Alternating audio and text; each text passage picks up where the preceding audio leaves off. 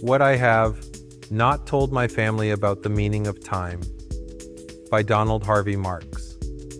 A recent memorial service honoring an acquaintance provided me with yet another opportunity to reflect upon what are the most important aspects of my life. What do I do with the rest of my life, however much time in life I may even have left? What is most important to me to do now? And what is most important for my family? What does my life really stand for now, at this moment? And what does the life I have led to this point really say about me as a person? We no longer have cable TV at home, having cut the cord, relying on internet TV. One of the news apps always starts by asking, "How much time do you have?" Maybe I am putting too much into that question, but each time I read those words I realize that none of us, including me, really know the answer, and few even want to consider it. But that question applies to each of us, and to our families, our extended family, and even to the very memories of our lives. When asked what surprised him the most about humanity, the Dalai Lama replied, "Man surprised me most about humanity, because he sacrifices his health in order to make money. Then he sacrifices money to recuperate his health. And then he is so anxious about the future that he does not enjoy the present.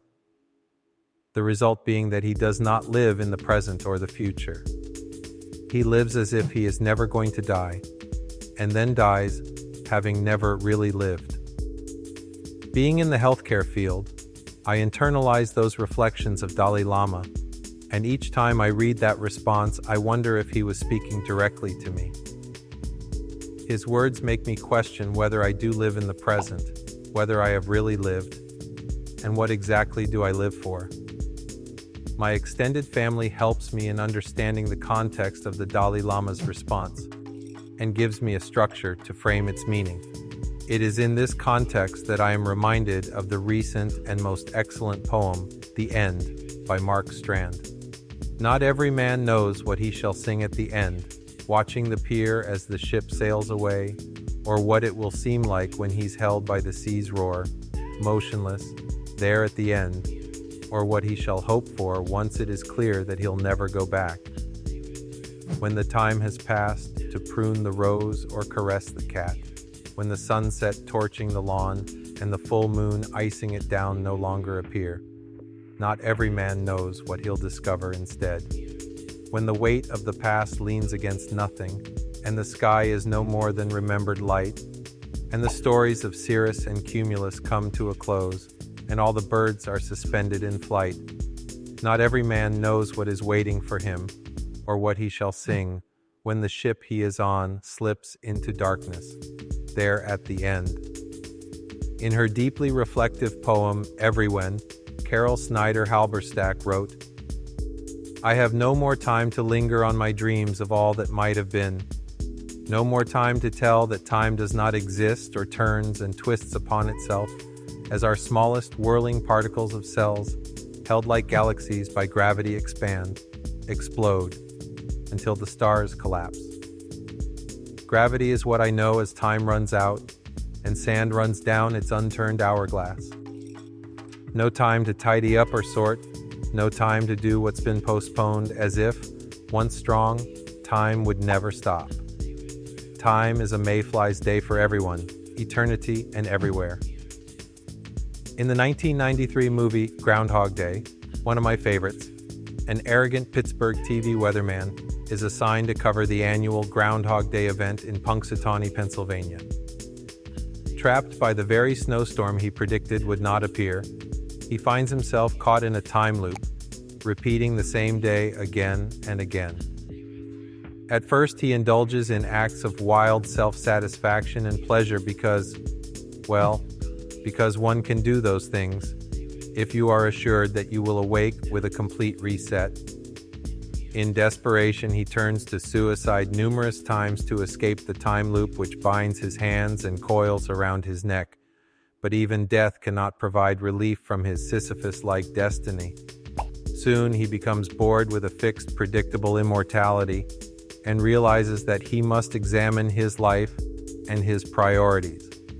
Only after realizing and accepting his meaning for life, his place in the universe, his place that must be in sync with the flow of life, is he finally able to escape to a greater freedom than he has ever known. For those who are caught in the hell of a meaningless repeat of daily life, awaken, shower, eat, work, eat, repeat, our lives can become our own Groundhog Day. We can search for an eternity until we are lucky enough or insightful enough to find our exit lane from an endless Groundhog Day. See Life in the Fast Lane by Donald Marks. In one of my favorite Star Trek Voyager episodes, Year of Hell, the Krenim scientist Anarax develops a gigantic ship-based, time-based weapon to cause temporal incursions that he plans to use to erase certain events from history and thereby strengthen the Krenim Imperium. However, the resulting changes he creates inadvertently cause a plague that kills millions of Krenim, including his wife. This is unacceptable collateral damage, and for the next 200 years, Anarax seeks unsuccessfully to reverse the plague he inadvertently caused, the full restoration of his Krenin species, and thereby to bring his wife back to life. His crew realizes the folly in his obsessive approach, but he lacks the necessary insight, and cannot. Anarax destroys the Starfleet ship Voyager, but doing so causes the Krenim time ship's temporal core to destabilize and explode. This erases the time ship from history in another massive temporal incursion, thereby resetting the timeline for Anarax, for Voyager, and for everyone everywhere. In the new timeline, Voyager again ventures into Krenim space, but this time the captain of the Krenim warship is moderate. He advises Voyager that this area of space is under dispute and suggests they avoid it. Anarax in this timeline is seen working diligently in his study. His wife enters and asks him to enjoy the day with her. He hesitates for a moment and then decides that he can make the time for her. Oh, what a moment of perhaps unintended insight. But we know better. They leave while his work remains behind on his desk, and on it we can see the calculations for his original alteration of the timeline, which because of his wise choices and priorities he ignores. Lots of twists and turns, but several good insights and life lessons that reach down to my core. When a loved one asks for your time, don't hesitate like Anarax, for opportunities like that are definitely finite. Opportunities to reach back and change time and outcomes just don't exist.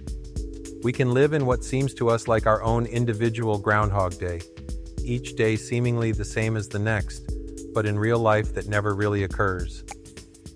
Once said, words cannot be unspoken, actions cannot be undone, results cannot truly be unforgotten. Therefore, choose what you say and do carefully.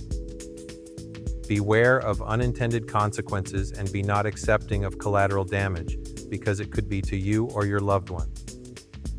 Ultimately, and too soon, each of us will be merely memories waiting to be recapped by speakers delivering a eulogy at our memorial ceremony, and then too soon forgotten.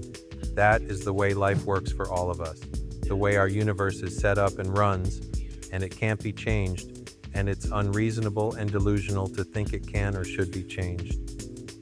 But perhaps we can somehow affect the outcomes. I think we can perpetuate our life's meaning, if that is of meaning to us. Continue our memory's survival by making our extended family stronger and ensuring their survival. Each of us can therefore resolve to invest our time, our efforts, and our resources into making the actions and the memories of our lives as meaningful as possible for those we care most about. Support those principles that have been the bedrock of your own unique life and work to keep your extended family healthy. This full written report with illustrations and references and many other of my writings are found at my blog site, www.dhmarksblogsite.com. I welcome your comments on all these issues. Contact me on WhatsApp or Telegram.